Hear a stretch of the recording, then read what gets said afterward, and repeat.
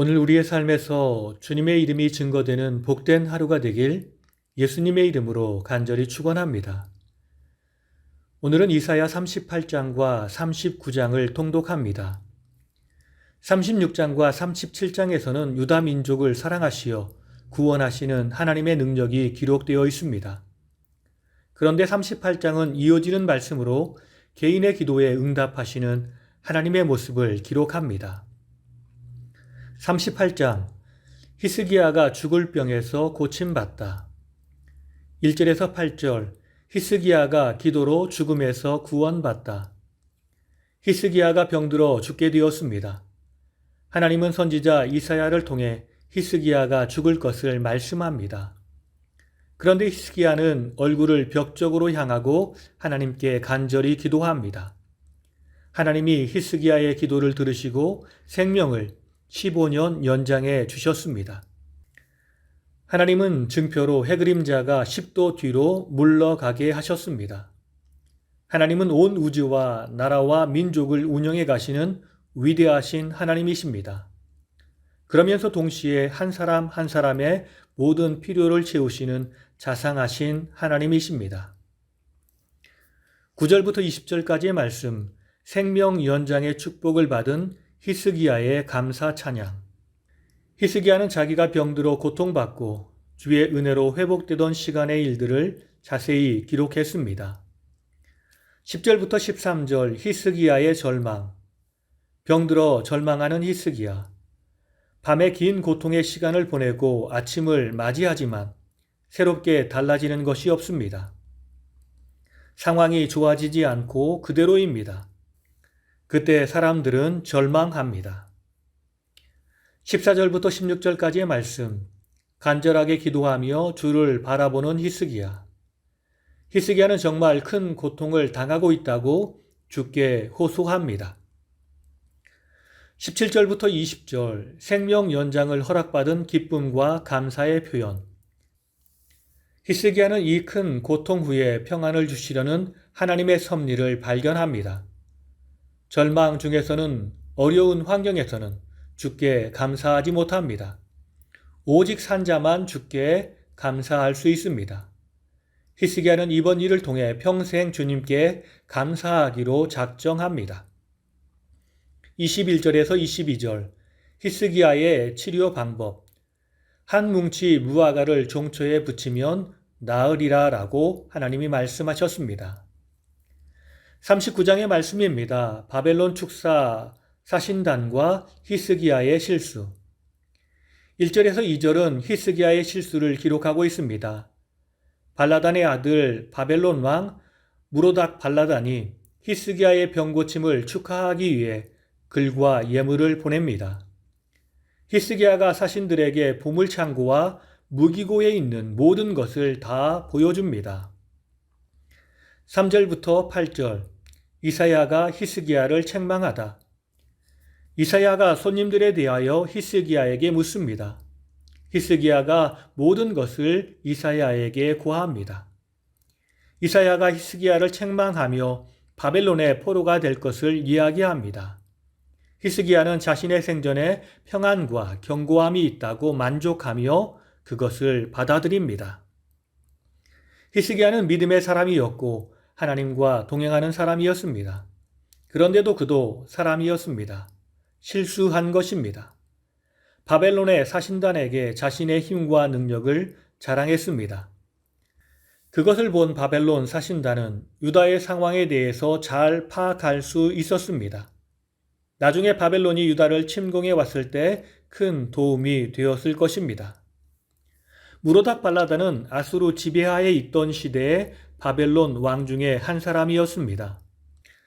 그는 주전 722년부터 710년까지 통치했으며 704년부터 703년까지 통치했습니다. 고대 역사에서는 마르독 엠파도스 또는 마르둑 아플라 1이나 2세로 기록되어 있습니다. 아수르 왕 살마네셀 5세의 사망 후 무로닥 발라단은 반란을 일으켜 아수르에서 잠시 독립을 취하다가 아수르 왕 사르곤 2세에게 잡혀갔고 사르곤 2세 사망 후에 주전 704년부터 703년까지 약 9개월간 다시 바벨론을 독립시킨 왕이었습니다. 히스기야 왕이 병의 쾌차 소식을 듣고 사신단을 보낸 때는 주전 701년경으로 아수르에 의해 왕위를 빼앗긴 상태였습니다. 그는 아마 히스기야를 꾀어 반아수르 동맹에 참여하기를 바랬을 것입니다. 무로닥 발라다는 사네립에 의해 축출되어 엘람 서쪽 나기투에서 망명 생활 도중 죽음을 맞이합니다. 40장부터는 이사야 3부입니다. 3부의 내용은 바벨론 포로에서 귀환하는 내용, 또한 새로운 왕, 메시아가 오셔서 통치한다는 내용입니다. 그래서 우리는 여기까지 이사야를 묵상하고 다음 시간부터는 이사야와 동시대 선지자였던 미가서를 묵상하려고 합니다. 오늘 말씀을 통해서 주시는 교훈은 무엇입니까? 첫째로 하나님은 한 사람 한 사람의 필요를 채워주시는 자상하신 하나님이십니다. 신앙은 공동체적이며 개인적입니다. 믿음의 공동체들과 함께 공동의 목표를 위해 헌신하며 살아야 합니다. 그때 하나님은 공동체를 위해서 일하시고 역사하십니다. 또한 신앙은 개인적인 일입니다. 하나님과 나와의 1:1 만남입니다. 하나님은 위대한 일, 세상의 큰 일만 감당하는 것이 아니라 한 사람의 사소한 것이라도 자세히 보시며 그것을 보살피십니다. 개인적인 기도를 드리는 것이 하나님 앞에 잘못된 것이 아닙니다. 오히려 우리의 개인적인 사정을 주님께 고백하며 주의 도움을 날마다 구해야 합니다. 특별히 생명과 관련이 된 일이라면 다른 곳으로 가서 도움을 요청하는 것이 아니라 신실하신 하나님을 믿고 하나님께 직고해야 합니다.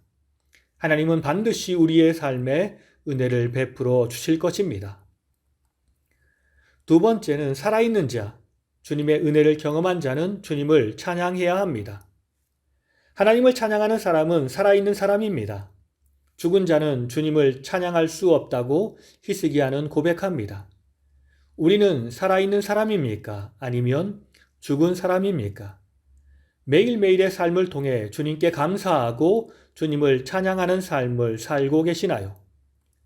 하나님께서 우리에게 베푸신 은혜와 사랑이 있음에도 우리는 그 은혜와 그 사랑을 잊은 채 주님께 감사하지 않고 주님을 찬양하지 않고 사는 경우가 많습니다. 이제 우리의 잘못을 회개하고 주님께 돌아와 진실한 마음으로, 감사한 마음으로 주님을 찬양하는 삶을 살아야 하겠습니다. 마지막으로 우리의 삶의 위기는 교만함에서 출발합니다. 히스기야는 참으로 신실한 왕이었습니다. 그런데 그는 한 번의 실수를 행합니다. 자신의 병을 고쳐준 하나님을 의지하지 않고 많은 사람 앞에서 자기의 힘과 능력을 과시합니다. 히스기야가 한 실수는 의도하지 않은 실수였을 것입니다. 그냥 너무 좋아서 한 행동일 수 있습니다. 그런데 우리는 이런 실수를 경계해야 합니다. 이런 실수가 하나님과 우리의 아름다운 관계를 한순간에 무너뜨리기 때문입니다. 처음에는 믿음이 좋고 신실한 삶을 살다가 한 번 실수하여 마음이 상하여 세상으로 떠난 많은 사람들이 우리 주변에 있습니다. 그러므로 우리는 항상 겸손하게 주님을 바라보아야 합니다. 특별히 새로운 일을 행할 때 우리의 습관으로 행동하는 것이 아니라 하나님께 묻고 또 물어서 주님과 동행하는 삶을 살아야 하겠습니다. 기도하겠습니다. 진실로 살아계셔서 우리와 동행하시며 우리의 모든 상황을 보시는 하나님, 우리가 모든 문제를 주님께 맡기고 주님만 의지하며 살길 원합니다. 주여 내 삶에 오셔서 내가 할 수 없는 모든 부분을 주님의 은혜와 능력으로 채워주시옵소서. 우리가 주님께 받은 은혜와 사랑이 나의 자랑, 나의 교만의 도구가 되지 않게 하시고 내가 가진 모든 것을 온전히 주님을 위해 사용하는 주의 제자가 되길 원합니다. 나의 모든 삶을 들여 주님의 나라를 확장하고 주님의 영광을 선포하는 삶을 살길 원합니다. 주여 나를 사용하여 주옵소서. 주여 나의 예배를 기쁘게 받아주시옵소서. 살아계신 예수님의 이름으로 기도드립니다. 아멘.